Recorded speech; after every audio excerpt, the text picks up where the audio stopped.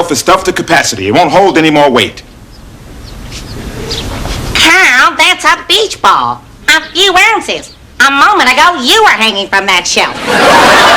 Have you ever rewatched a show you loved and realized the last few seasons are just bad? You're not alone. The 90s were full of sitcoms that burned bright and then faded out slowly. We're going to show you which ones were the worst offenders, including one hit show that lost its biggest star and tried to pretend nothing happened. 1. Family Matters. You nearly killed me. I did not. I merely startled you. Why, it's not my fault your nerves are shot. There is no better place to start than with the king of all shows that went on too long. We're talking about Family Matters. When this show first hit the airwaves in 1989, it was a wholesome and pretty normal sitcom. It was part of the popular TGIF lineup and centered on the Winslow family. You had the dad, Carl, a police officer, his wife Harriet, and their 3 kids. The stories were about everyday family life, like getting a bad grade or learning to drive. It was sweet and relatable. Then, halfway through the first season, a new character showed up for what was supposed to be a single episode. A nerdy neighbor with big glasses, high water pants, and a squeaky voice. His name was Steve Urkel. The live studio audience went absolutely bonkers for him. Every time he snorted and said, "Did I do that?" people would cheer and laugh. The producers saw dollar signs, and in that moment, the fate of the Winslow family was sealed. Slowly but surely, the show stopped being about the Winslows and became the Steve Urkel Show. Every single storyline started to revolve around him. He wasn't just a funny neighbor anymore. He was a scientific genius who invented a transformation chamber to turn himself into a cool guy named Stephen Urquell. He invented a robot version of himself. He invented a time machine. The show went from being a family comedy to a wacky science fiction show. Remember when the biggest problem was getting a date for the prom? By the later seasons, Urkel was shrinking himself down to the size of a bug and traveling to Paris. The original family members, the very reason the show existed, were pushed to the side. They became background characters in their own home.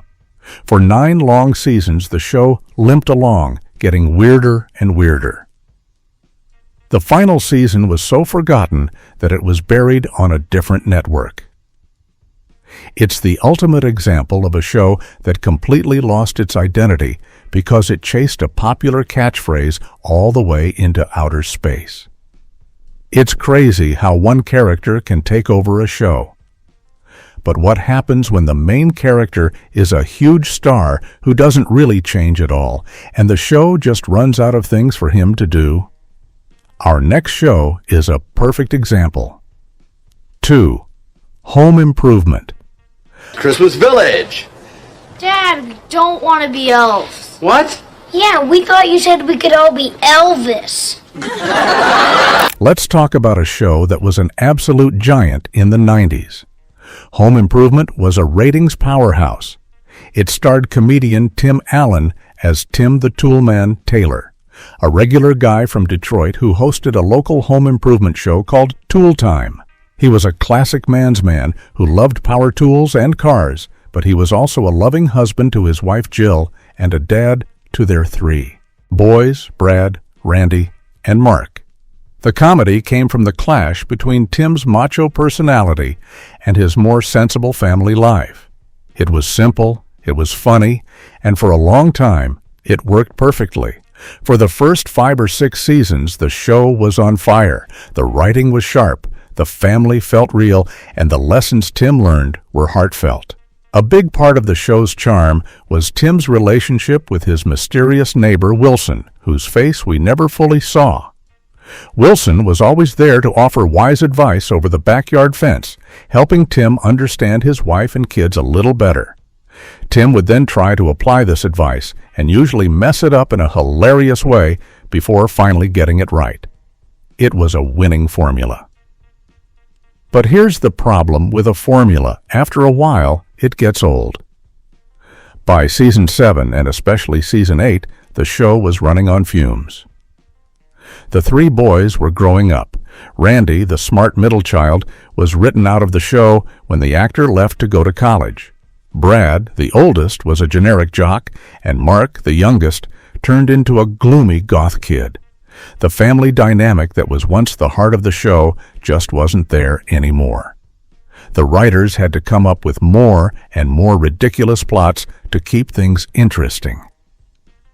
The Tool Time segments got bigger and more explosive, but the jokes were the same ones we'd heard 100 times before. The central idea of the show, Tim learning to be a more sensitive man, had already been achieved. He had grown as much as he was going to. The show had nowhere new to go, and those final seasons felt like a project that went on way past its deadline. From a family man who ran out of jokes, we go to a group of friends in New York City who ran out of believable storylines, leading to one of the most hated romantic pairings in TV history. 3. Friends. You know, I rarely connect with someone this much on the first date. Me neither. Okay. This might be a tough one for some people to hear, because Friends is one of the most beloved shows of all time. For a decade, we tuned in to see what Ross, Rachel, Monica, Chandler, Joey, and Phoebe were up to. The show was a cultural phenomenon. It gave us catchphrases, haircuts, and a theme song that everyone knows by heart. For most of its run, it was genuinely one of the funniest and most heartwarming shows on television. The will they won't they romance between Ross and Rachel was the stuff of legends. The show was at its absolute best in the middle seasons, let's say from season 3 to season 6 or 7. The characters were perfectly defined, the jokes were clever, and the big moments felt earned.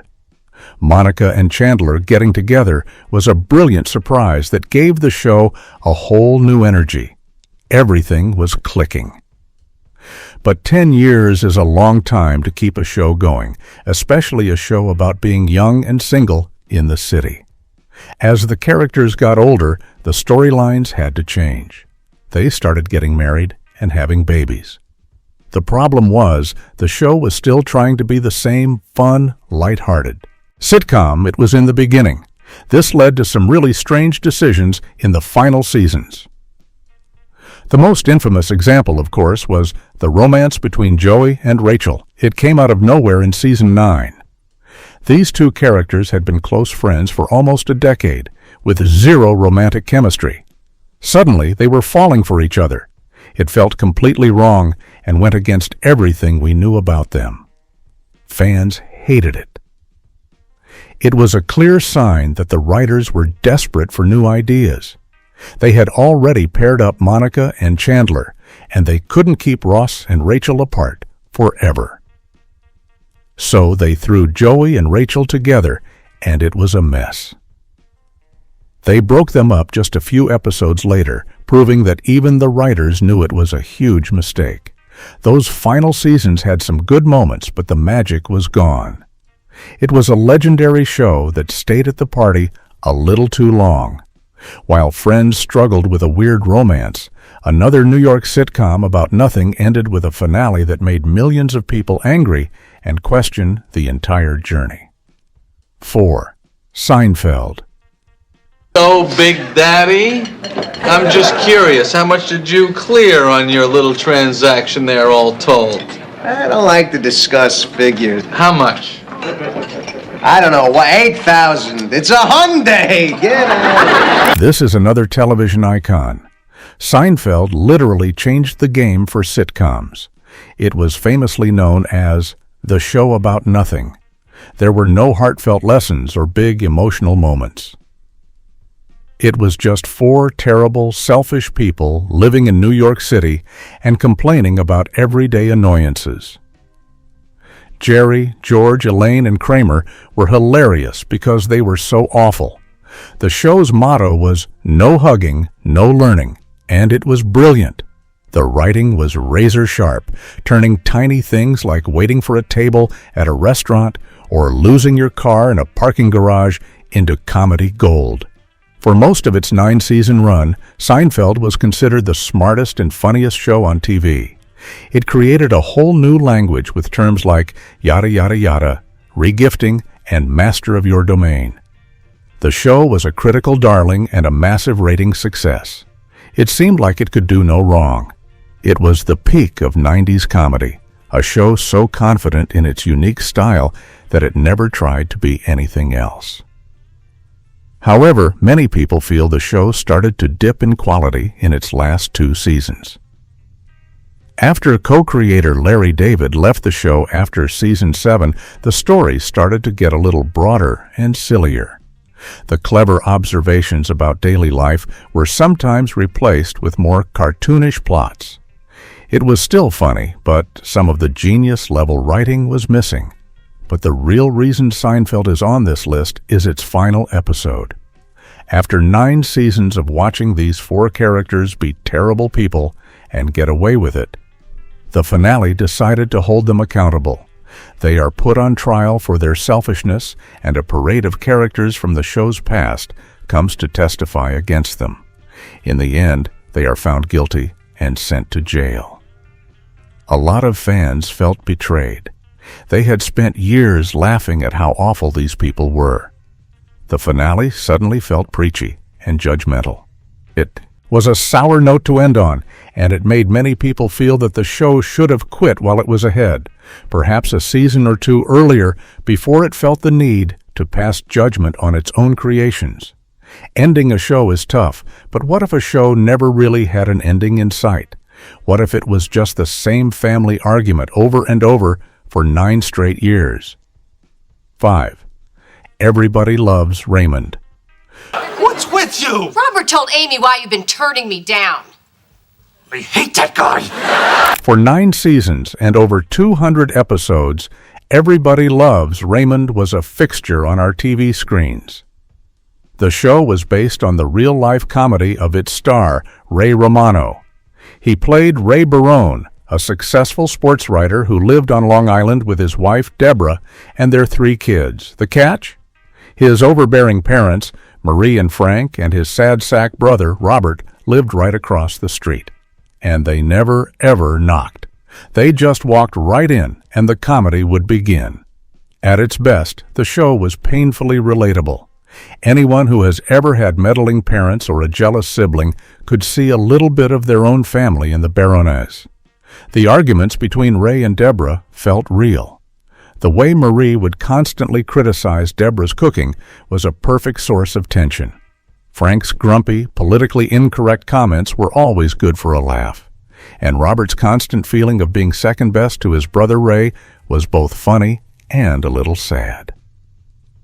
The show won a ton of Emmy Awards and was a constant top 10 hit. But 9 years is a very long time to live across the street from your parents. After a while, the stories started to feel incredibly repetitive. How many times can Marie criticize Deborah's cleaning? How many times can Frank sit on the couch and say something rude? How many times can Robert complain that everybody loves Raymond? The characters didn't really grow or change. They were stuck in the same patterns of behavior for almost a decade. By the final seasons, the arguments that were once funny started to feel a little mean-spirited. The family seemed to genuinely dislike each other sometimes. A plot that might have been a fun little squabble in Season 3 felt exhausting and drawn out by Season 8. The show had a brilliant cast and a simple, effective premise, but that premise was only built to last for 5 or 6 years. By stretching it out to 9, they turned a relatable family comedy into a circular argument that never seemed to end. From a family that couldn't stop arguing, we moved to 2 brothers who were so smart they talked themselves in circles until their own show became a shadow of its former self. 6. Frasier. I'm afraid Maris is having one of her episodes. Yes, in the middle of dressing for the evening, she suddenly slumped down on the edge of the bed in her half-slip and sighed. Now we're moving from a blue-collar home on Long Island to a fancy, upscale apartment in Seattle. Frasier was a spin-off of the legendary sitcom Cheers, and it might just be the most successful spin-off of all time. The show followed Dr. Fraser Crane, a snooty psychiatrist who moves back to his hometown to host a call-in radio show. His life gets turned upside down when he's forced to take in his cranky, down-to-earth father, Martin, a retired cop. The cast was rounded out by Martin's quirky physical therapist, Daphne, and Fraser's brother, Niles, who was somehow even snobbier than Fraser. For its first several years, Fraser was pure brilliance. The scripts were like little stage plays, full of witty wordplay, clever misunderstandings, and hilarious farcical situations. The chemistry between the cast was perfect. The clash between the highbrow tastes of Fraser and Niles and the simple, beer-and-a-ballgame attitude of their father was the heart and soul of the show. It was a show that made you feel smarter just by watching it. And it won the Emmy for Outstanding Comedy Series 5 years in a row, a record at the time. But the show stayed on the air for 11 seasons. That is a very long time.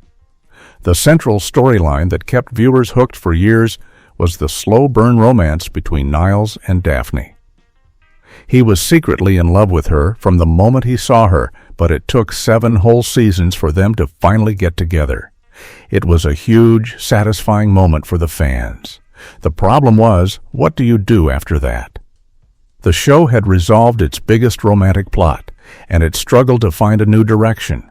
The last 4 seasons felt like a slow decline. The witty, intelligent plots were sometimes replaced by sillier, more generic sitcom stories. The characters, who were once so sharp and specific, started to feel a bit tired.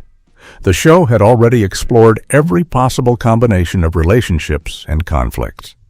By the end, it was still a well-made show with a great cast, but the spark of genius that defined its early years had faded.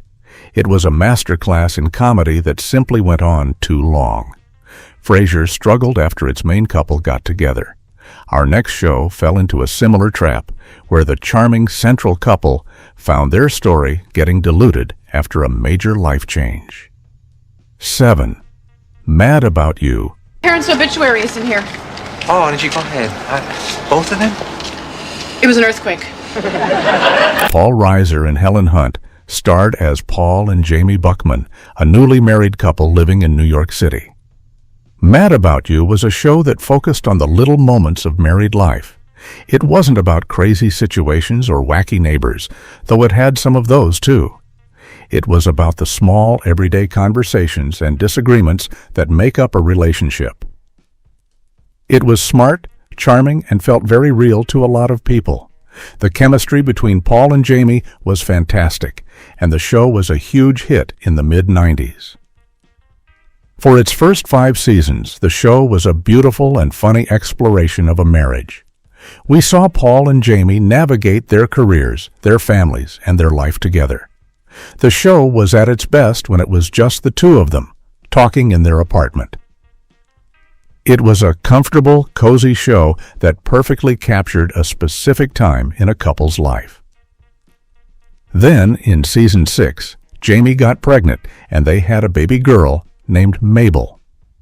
Bringing a baby into a sitcom is always a huge risk. It completely changes the dynamic of the show. Suddenly, the focus shifts from the couple to the challenges of parenting. The sweet romantic comedy about 2 people in love became a show about sleep schedules and finding babysitters. It's a relatable topic for sure, but it wasn't the show that fans had originally fallen in love with. The final 2 seasons felt like a different show entirely.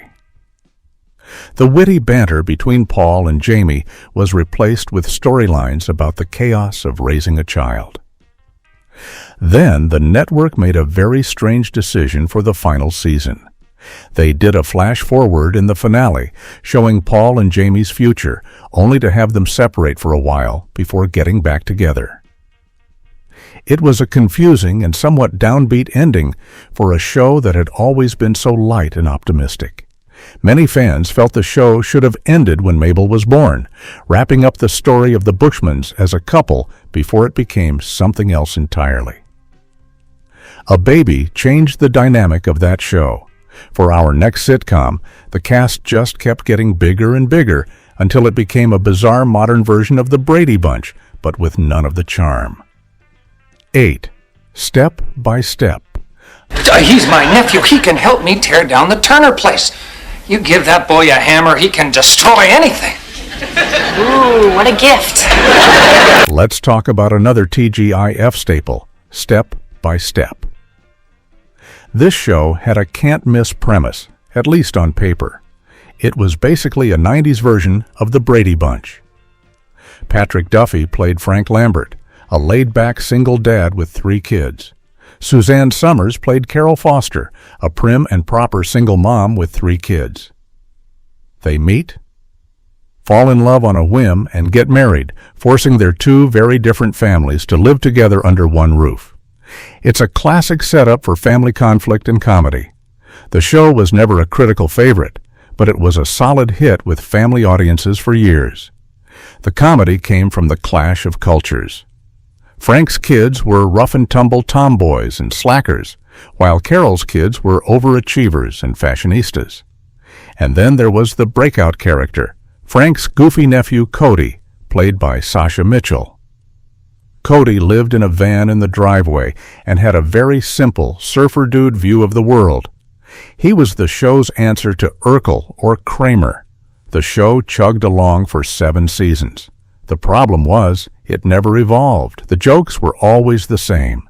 The kids from one family would make fun of the kids from the other family. The parents would have a silly disagreement and then make up at the end. Cody would say something goofy, rinse and repeat, for over 150 episodes. The characters never really grew, and the storylines became incredibly predictable. The show also had a lot of behind-the-scenes turmoil, which led to the character of Cody being abruptly written out of the show. After losing its most popular character, the show felt even more generic. In its final season, it moved to a different network as part of a block of forgotten sitcoms.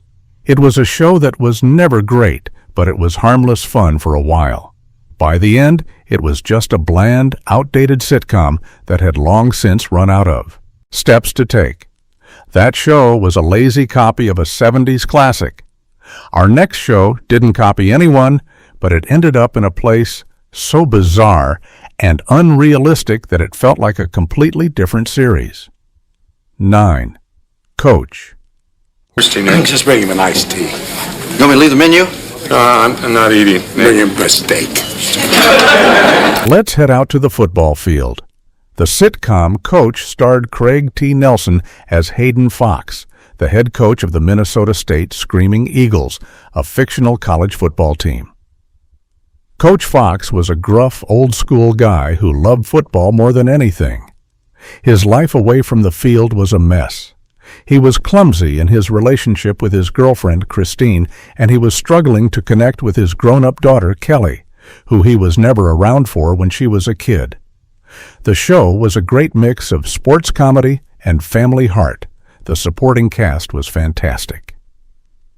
You had the hilarious, bumbling assistant coaches Luther Van Dam and Michael Dauber-Dubinsky. Their scenes together were always comedy gold.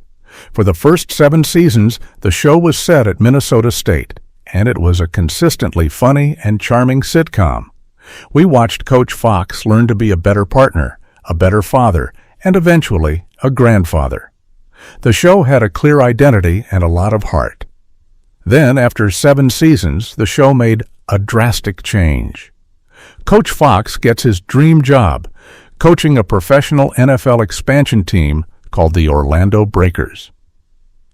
So, the main characters all pack up and move from Minnesota to Florida. This is a classic jump-the-shark moment. The show completely abandoned the setting and formula that had made it successful for so many years. The last 2 seasons in Orlando were just weird. The focus shifted away from the family and onto the wacky antics of the team's eccentric millionaire owner. The cozy college town feel was gone, replaced by a slick professional sports setting that didn't feel as warm or funny. It felt like a spin-off of its own show. The network even tried to rebrand the series as Coach Orlando. It was a desperate move to keep the show on the air, and it didn't work. Those final 2 seasons are largely forgotten by fans who prefer to remember the glory days of the Screaming Eagles. From a coach who changed teams to a talk show host who just couldn't keep his show fresh, our next series is another one that was a victim of its own longevity. 10. The Drew Carey Show. Ending? I'm giving him his job back because he's finally agreed to marry me. In the mid-90s, The Drew Carey Show felt like a breath of fresh air. It was a sitcom for the average working Joe. Drew Carey starred as a fictionalized version of himself, a guy with a crew cut and thick glasses working a boring office job at the Winfred Louder department store in Cleveland, Ohio. His best friends were the loud and obnoxious Mimi, his workplace nemesis, and his buddies, Louis and Oswald. Together, they drank buzz beer and tried to find ways to make their dull lives a little more exciting. The show was known for its quirky humor, its running gags, and its big, unexpected musical numbers where the whole cast would break into song and dance. It had a unique offbeat charm that set it apart from other sitcoms of the era. For its first few seasons, it was a huge hit, celebrated for its blue-collar authenticity and its clever writing. The friendship between Drew, Louis, and Oswald felt real, and their get-rich-quick schemes were always hilarious. But the show stayed on the air for 9 seasons. That's a very long time to be stuck in a Cleveland office. As the years went on, the plots became more and more outrageous and less grounded in reality. The quirky charm started to feel like forced wackiness. The show also went through major cast changes. Krista Miller, who played Drew's friend Kate, left the show. This meant one of the core friendships was gone, and the show struggled to fill that void. The network also seemed to lose faith in the show in its later years.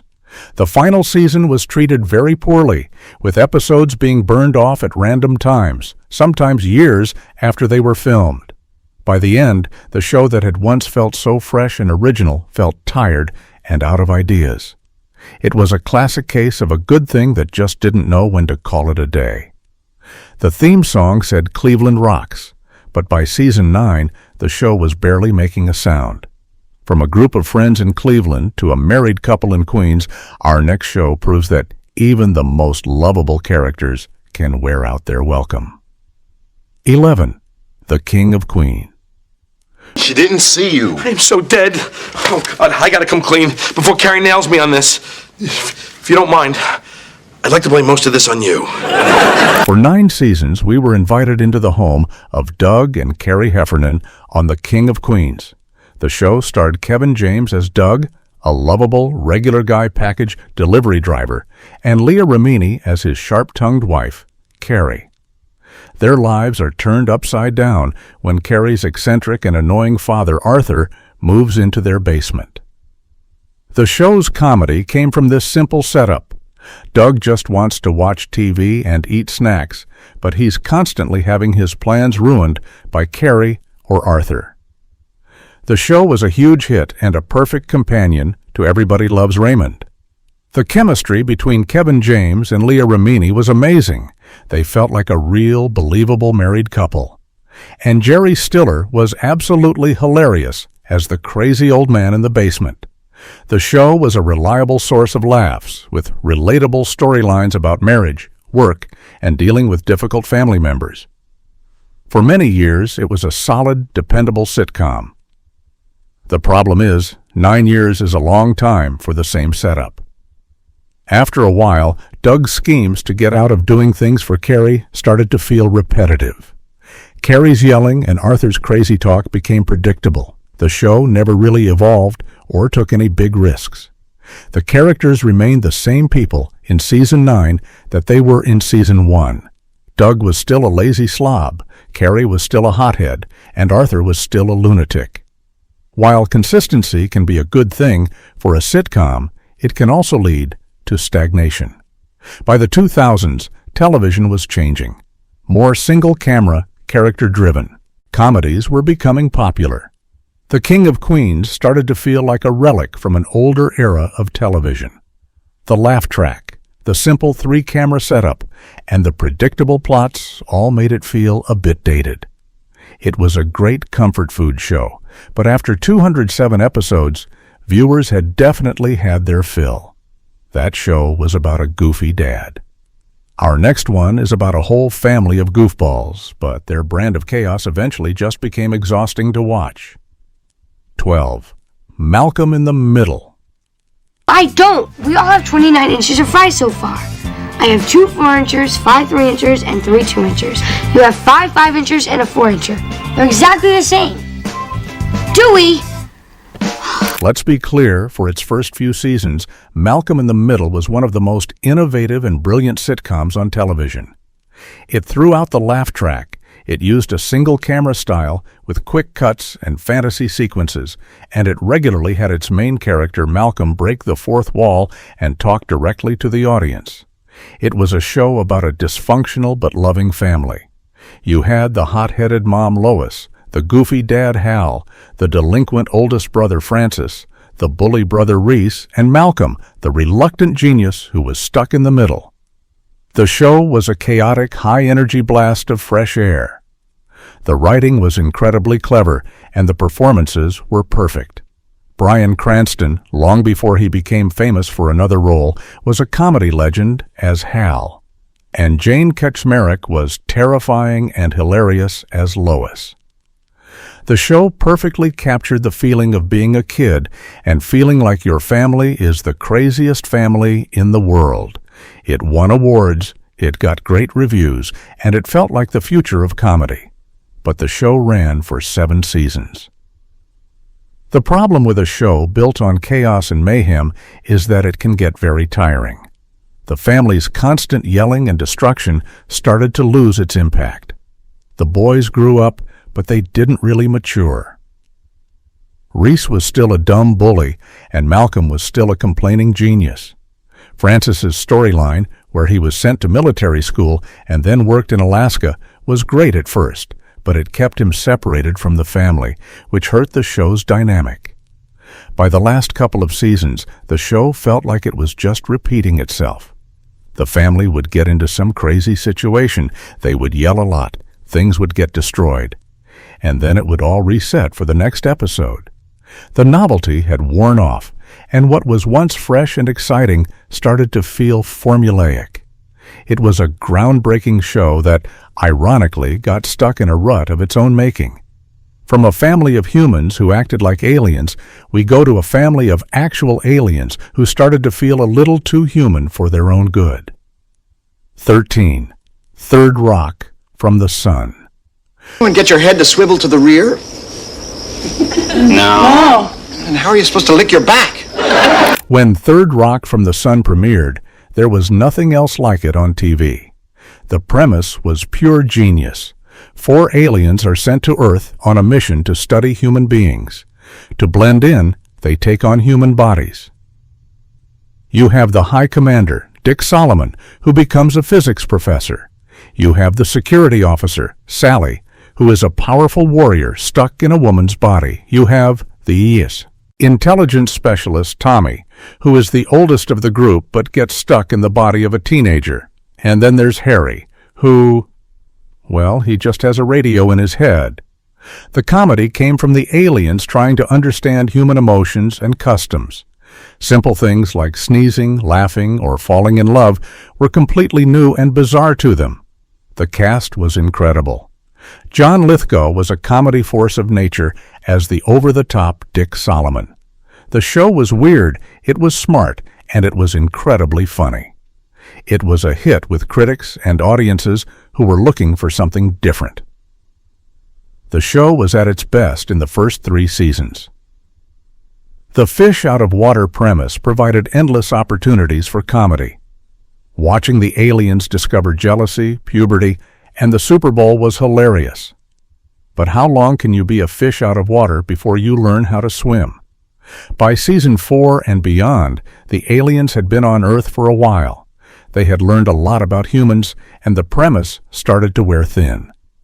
The show had to come up with more and more outlandish plots to keep things interesting, including a season-long storyline involving Dick's evil alien nemesis. The focus shifted away from the clever observations about humanity and more towards silly sitcom plots. The show ran for 6 seasons, but many feel it should have ended after 4, once the main novelty of the premise had run its course. It was a brilliant idea that eventually ran out of new things to discover.